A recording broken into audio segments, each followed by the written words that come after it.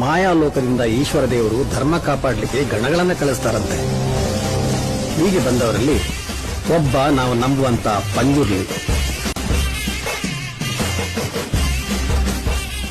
ಅಧರ್ಮದ ಕಡೆ ಸಾಗುವವರ ರಕ್ತ ಕುಡಿಲಿಕ್ಕೆ ಅವನ ಬೆನ್ನಿಗೆ ಇನ್ನೊಬ್ಬ ಬರ್ತಾನೆ, ಉಗ್ರರೂಪಿ ಗುಳಿಗ.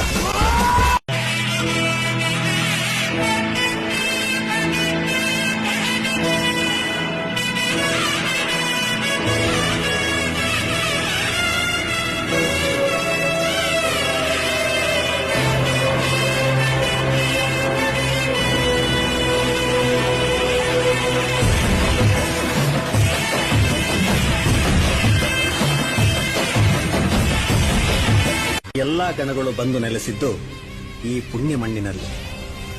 ಇದಕ್ಕೆ ಸಾವಿರಾರು ವರ್ಷಗಳ ಹಿಂದೆ ಇದ್ದ ಮೂಲ ಹೆಸರು